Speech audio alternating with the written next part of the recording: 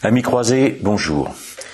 Je viens aujourd'hui vous parler du deuxième tome de la série sur l'intelligence du christianisme. Le premier tome, c'était l'humanité en quête de Dieu. Vous avez un certain nombre de petites conférences que j'ai pu faire dessus. Et le deuxième tome, qui d'ailleurs peut se lire indépendamment du premier, il y a un certain nombre de références évidemment, notamment en ce qui concerne la fameuse question du sacrificiel, mais il peut quand même se lire indépendamment.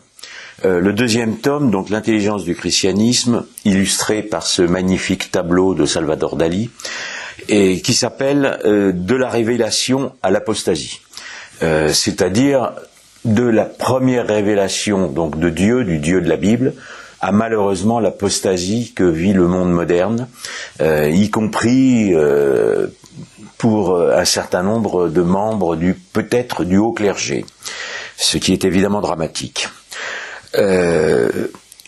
Comment l'humanité, alors qu'elle avait reçu la vérité de Dieu, peut-elle aujourd'hui vivre dans le mensonge? Comment, alors que le Fils de Dieu s'est sacrifié pour nous, pouvons-nous oublier aujourd'hui qu'il l'a fait? C'est évidemment quelque chose qui dépasse l'entendement. L'intelligence du christianisme, pourquoi ce titre toujours? C'est parce que notre religion est la plus intelligente de toutes les religions, pour une raison extrêmement simple, c'est qu'elle a été révélée par le Fils de Dieu lui-même, donc par une intelligence qui dépasse l'intelligence humaine. La première conférence que je vais faire sur ce livre s'appelle Genèse ou évolution. On va commencer par le début, c'est-à-dire la genèse, la création de l'univers et de l'homme, ou évolution, puisque l'évolution est aujourd'hui une véritable religion qui est imposée aux enfants notamment, évidemment, et aux adultes aussi, par ce qui est la dictature culturelle gauchiste et mondialiste. Donc il ne fait pas de doute qu'il faut faire un choix, soit on croit que Dieu a créé l'univers et l'humanité, soit on pratique la fausse, évidemment, religion de l'évolution, et dans ce cas-là, on fait table rase de la civilisation chrétienne. Donc le mythe de l'évolution, puisque c'est un mythe, fait partie du combat politique qui cache une guerre de religion. Toute notre société est animée par une guerre de religion, une guerre contre notre religion, le vrai christianisme, c'est-à-dire le catholicisme de la tradition. Soyons très clairs là-dessus. Donc, parler de la Genèse et comprendre l'intelligence de la Genèse, ce livre, le deuxième tome, donc commence par l'intelligence de la Genèse. Vous savez que c'est un texte qui est commun à l'Ancien Testament et aux catholiques, évidemment. Et pour les catholiques, c'est le Nouveau Testament qui donne son sens à l'Ancien Testament. Pourquoi? C'est parce que la révélation que Dieu fait à l'humanité est progressive et que les premiers humains ne sont pas nécessairement aptes à entendre toute la vérité, et que donc il y a une première révélation à Adam. Alors ça, c'est pas une révélation qu'on va appeler historique, c'est-à-dire que les historiens n'ont pas de preuve de la révélation que Dieu peut faire à Adam, évidemment. Mais on a par contre des preuves pour l'enseignement qui a pu être donné à Abraham et Moïse, donc aux Juifs. Et si vous voulez, je ferai une autre conférence sur Abraham et Moïse, dont on conteste évidemment l'existence, mais on ne voit pas pourquoi les Juifs les auraient inventés, puisqu'on connaît l'existence à partir du XIe et du Xe siècle de Salomon, de David, etc. Et que donc on ne voit pas pourquoi ils auraient inventé les ancêtres antérieurs, même s'il n'y a pas de traces archéologiques. Ensuite, la révélation est définitive quand le Fils de Dieu lui-même vient la parfaire. C'est ce que le Christ dit, il vient parfaire, il vient accomplir la loi, parfaire la loi qui a été donnée par Dieu. Et cette révélation, elle aussi, est historique, évidemment, en dehors d'être théologique, mais on ne peut pas nier l'existence du Christ, on ne peut pas nier la révélation du Christ, donc on ne peut pas nier qu'il y ait une révélation faite par le Dieu de la Bible. Simplement, on peut refuser d'entendre cette révélation, mais même un historien qui ne serait pas croyant ne peut pas nier qu'il y a eu une révélation par le Dieu de la Bible et qui implique toute une vision de l'histoire. Donc il y a une intelligence de la Bible donnée par le christianisme particulièrement, qui implique toute la vision de l'histoire que nous pouvons avoir. Donc la Genèse, vous savez que donc c'est l'Ancien Testament commence par cinq textes qui s'appellent le Pentateuque. Il est probable que la Genèse n'ait pas été écrite en premier. Il y a beaucoup de polémiques dans la tradition juive et chrétienne. C'est Moïse qui écrit ces textes. Si c'est pas Moïse, c'est une école de Moïse, si l'on préfère. Pour les ennemis acharnés qui, depuis 200 ans, ont mis en cause toutes les Écritures. Aujourd'hui, on démontre que leur mise en cause est erronée, mais ça marche encore. Il y a des gens qui les croient encore. La Genèse n'aurait été écrite qu'au 5e siècle avant Jésus-Christ par un dénommé par Esdras, un grand prêtre Esdras. Mais en fait, il est aussi convenu que Esdras s'inscrit dans la révélation faite à Moïse. Donc en fait, c'est l'enseignement de Moïse. Il est possible, alors on ne sait pas la date exacte de l'écriture de la Genèse, il est très possible, Moïse ayant vécu au 12e, 13e, 12e, ce qui correspond évidemment à la sortie d'Égypte, ça aussi c'est un fait historique, et il est possible que la Genèse soit d'abord orale, qu'il y ait un enseignement oral, avant d'être écrit. C'est un classique dans toutes les traditions. Mais la Genèse, elle est écrite avant le premier millénaire, puisqu'elle est connue quand on en est à Salomon, qui s'inscrit dans la suite de Moïse. Donc Moïse est antérieur obligatoirement. Une dernière précision avant de venir au texte, c'est que il peut y avoir une tradition orale juive, mais que ça ne peut pas être la fameuse Kabbale. Vous savez que la Kabbale est une compromission de l'ésotérisme juif, puisqu'il y a un ésotérisme juif, alors qu'il n'y a pas d'ésotérisme chrétien, une compromission de cet ésotérisme avec les cultes cosmiques, et il ne peut pas y avoir une Kabbale qui soit en contradiction avec l'enseignement que rapporte Moïse. S'il y a une tradition orale, il faut que la tradition orale soit en accord, notamment sur le plan métaphysique, avec ce que peut écrire Moïse ou l'école de Moïse. Cette précision étant donnée, donc quelles que soient les polémiques, on peut analyser la Genèse, et je l'ai fait dans ce livre, sur un point de vue métaphysique, sur un point de vue théologique évidemment, mais aussi métaphysique, et aussi pour ce qu'elle peut apporter à la pensée, c'est-à-dire à la philosophie. La première chose que l'on peut dire, c'est que justement la Genèse n'est pas une cosmogénèse. Alors il faut bien comprendre que aujourd'hui, soit on suit la Genèse, soit on croit au sens irrationnel en l'évolution, mais qu'on ne peut pas faire l'un et l'autre. C'est-à-dire que la religion qui est aujourd'hui enseignée, inculquée de force dans les esprits, vise à détruire notre religion. J'insiste beaucoup là-dessus. Et tout ça pour dire que la Genèse n'est pas une cosmogenèse. Cosmogenèse, ce serait une création, une auto-création à l'intérieur d'un cosmos, et vous savez que le politique d'aujourd'hui, j'insiste toujours, est le cosmopolitisme, c'est-à-dire le culte du cosmos appliqué au politique, culte qui est revenu par la faute de la Renaissance et qui a été imposé malheureusement par la Révolution. Donc nous sommes aujourd'hui dans une guerre de religion, du cosmisme, contre la religion de la Bible et particulièrement contre la religion qui en détient toute l'intelligence, c'est-à-dire le catholicisme.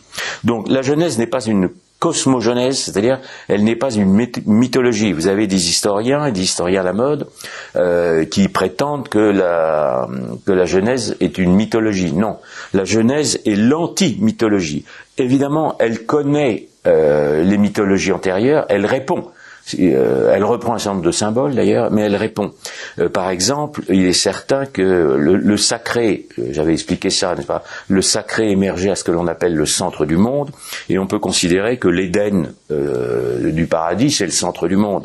De même, puisque le Christ sera le nouvel Adam, la croix, on peut considérer qu'elle est placée au centre du monde, et qui évidemment, elle unit la terre au ciel. Et les contraires, évidemment. On en reparlera avec la croix, avec le symbolisme de la croix. Il y a aussi dans la Genèse une référence, par exemple, aux eaux primordiales. La vie était née dans ce que les traditions cosmiques appelaient les eaux primordiales. Et il y a des différences. Je vais en donner une seule dans le texte de la Genèse, je les explique là-dedans. C'est que, par exemple, à un moment, dans la Genèse, on dit que Dieu sépare les eaux. Qu'est-ce que ça veut dire, séparer les eaux? Ça veut dire qu'il y a des eaux différentes. Il y a les eaux de la terre, et que Dieu les sépare des eaux du ciel, qui est aussi évidemment un ciel symbolique. Qu'est-ce que c'est que l'eau du ciel? L'eau du ciel, c'est l'esprit de Dieu. Donc il y a une eau du ciel, un esprit créateur, qu'il ne faut pas confondre avec les eaux de la terre, ce qui étaient les eaux primordiales des traditions cosmiques.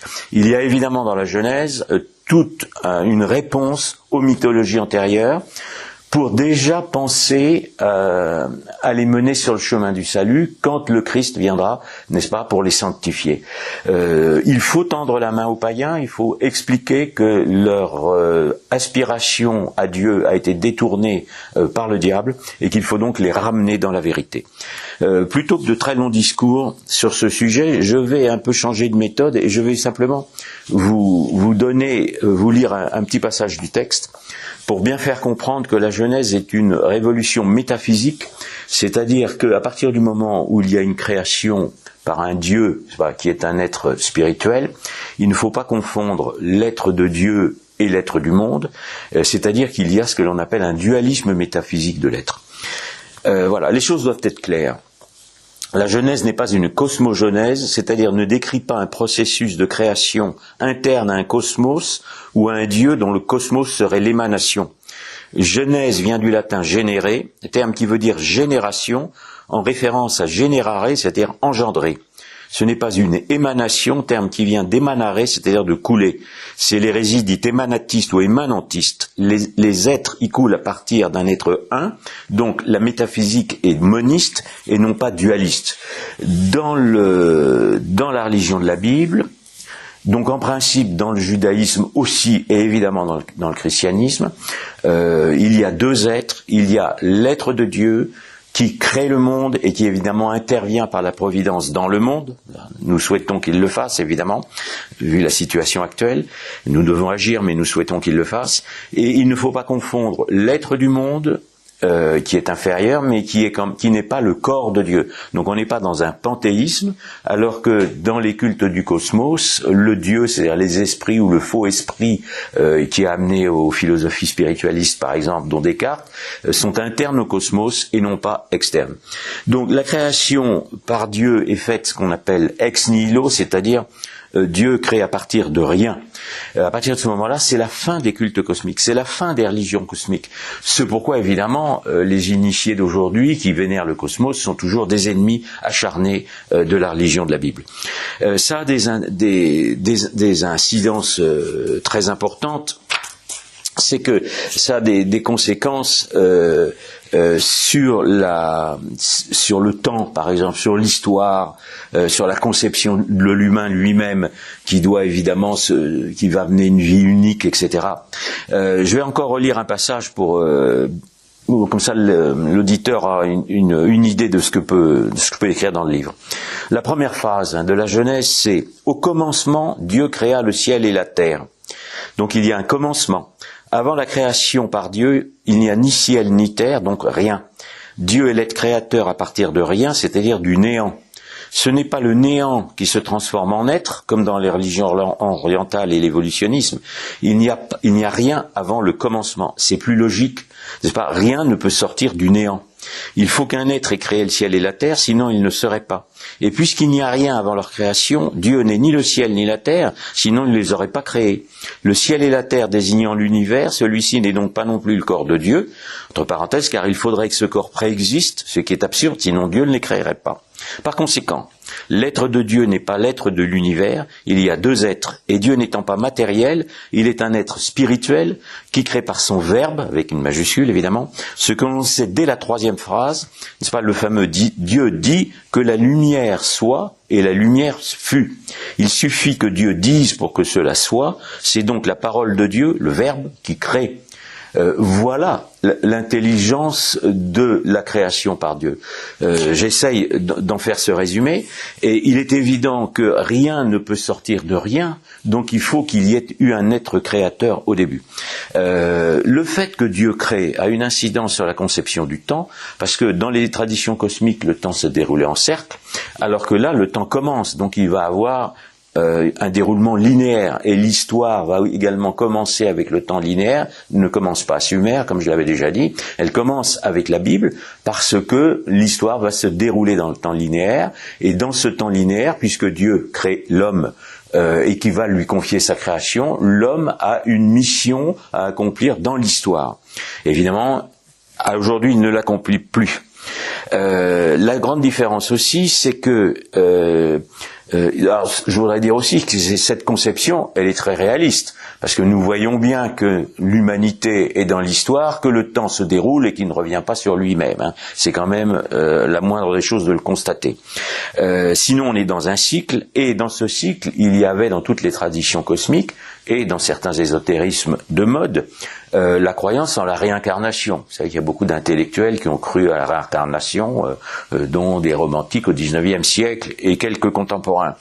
Dans la religion de la Bible, puisque toute l'humanité a été créée, j'y reviendrai dans une autre conférence, une fois avec un couple primordial, chaque vie se déroule dans le temps linéaire, et à la mort, il n'y a pas de réincarnation dans un autre être. Ce qui aura aussi des incidences sur la responsabilité de l'homme. Nos péchés ne sont pas justifiés par des choses qui nous seraient arrivées dans pseudo-vie antérieure. Si on ne croit pas à ça, c'est-à-dire que si on abandonne la religion de la Bible et qu'on se place dans le mythe de l'évolution, on revient à des cultes du cosmos. On revient à une humanité qui n'a plus de liberté et qui est prise dans un mécanisme quasi scientifique ou pseudo-scientifique d'une évolution globale de la nature dans laquelle l'homme n'est qu'une petite parcelle de rien du tout. Donc l'homme ne va pas, ne sera plus protégé, et pour preuve, les transhumanistes d'aujourd'hui veulent mettre à mort l'homme. Ils veulent mettre à mort l'homme créé par Dieu, évidemment. Donc ça, c'est ça le mythe évolutionniste. Hein. C'est pas simplement ce roman feuilleton, parce que alors ça aussi, ce qu'il faut dire tout de suite, je parle de mythe et de mythologie évolutionniste, parce que non seulement c'est un retour au culte du cosmos, mais ça n'est pas fondé scientifiquement. Tout ce qui est aujourd'hui dans les films, dans les émissions pseudo-scientifiques permanentes, dans les médias et à la télévision, c'est du roman, c'est une hypothèse. Aucune preuve n'a été donnée de rien. Le Big Bang, il n'y a pas de preuve de Big Bang. La cellule souche, c'est une hypothèse et peut-être une utopie. Les mutations d'une espèce à une autre, c'est une utopie. Pour l'instant, il n'y a aucune preuve d'une mutation d'une espèce à une autre. On voit ce culte des dinosaures, n'est-ce pas, qui est répercuté par beaucoup de films aux enfants. Bien sûr, ce sont des créatures extraordinaires. Alors, juste un aparté, mais évidemment, les dinosaures ne sont pas dans l'arche de Noé parce qu'ils avaient disparu. Hein. Il y a des espèces qui disparaissent, mais on retrouve évidemment des ossements de dinosaures, donc ils ont existé. Par contre, le fameux dinosaure qui aurait eu des plumes, sur lequel aurait poussé des plumes et qui soit devenu un oiseau, ça, on n'a pas retrouvé de fossiles. Hein. Pareil, le poisson, n'est-ce pas, qui serait sorti donc des eaux primordiales après la cellule souche, il y aurait eu un certain nombre d'évolutions, il y a des rats, il y a des poissons, il y a tout ce qu'on veut, et le poisson sortirait de l'eau, des pattes lui pousseraient et ça deviendrait un crocodile. On n'a pas trouvé de poisson avec des pattes qui poussaient. Donc, si vous voulez, c'est de la mythologie. Et pareillement, évidemment, l'aboutissement de tous ces mensonges, c'est aussi de dire que l'homme descend du singe. Or, il y a évidemment un chaînon manquant, donc les scientifiques n'ont toujours pas trouvé l'intermédiaire entre le singe et l'homme. Et à cela, une réflexion de bon sens que l'on peut dire aux enfants, c'est que pourquoi certains singes se seraient transformés en hommes et d'autres seraient restés singes, puisqu'aujourd'hui on voit encore des singes. Donc on ne voit pas pourquoi une partie de l'espèce singe, alors vous savez, une espèce c'est un ensemble, il y a des races de singes différentes, et on ne voit pas pourquoi une partie serait devenue des êtres humains et l'autre partie serait restée singe. Ça n'est pas très logique, il n'y a aucune explication.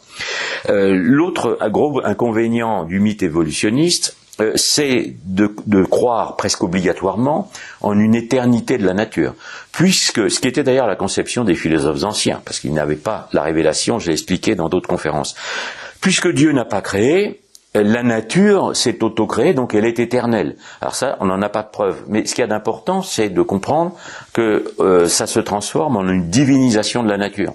La nature devient de nouveau la déesse nature, c'est-à-dire la terre-mère à laquelle les primitifs sacrifiaient les êtres humains, je le rappellerai à chaque fois. Il y a évidemment là-dedans un illogisme sur un plan philosophique, c'est que soit la nature est éternelle, soit c'est le néant qui a produit l'être. Or, on ne voit pas non plus comment un néant peut produire un être. Vous savez que c'est aussi d'actualité philosophique, puisque la philosophie moderne descend du fameux Jacob Böhm, n'est-ce pas, qui avait, après les kabbalistes évidemment, considéré que Dieu au départ était un néant et non pas l'être. Donc c'est toute l'hérésie du non-être. Donc tout ça évidemment rattaché aux erreurs théologiques qui ont pu être faites autour du temps. Donc c'est Dieu, pour nous évidemment, et en toute logique, c'est Dieu, c'est un être créateur qui a créé l'univers. Et dans la Genèse, il est expliqué que cela se passe en 6 jours.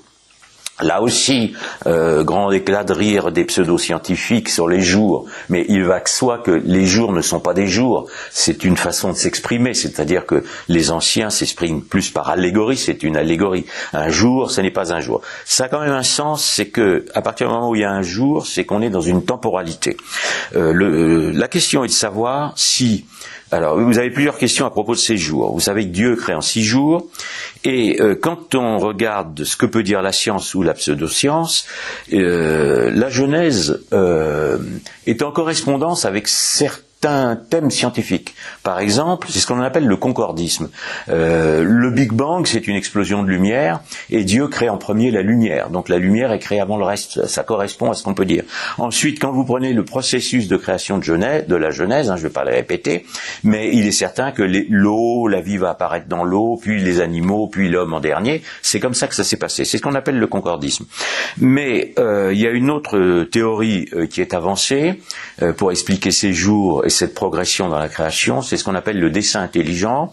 Le dessein intelligent, c'est de dire que Dieu, alors tout n'est pas créé dans son état, les choses peuvent évoluer, c'est-à-dire que c'est pas une évolution au sens qui s'auto-créerait, mais c'est une évolution des choses, ça bien sûr, c'est compatible ça avec la création.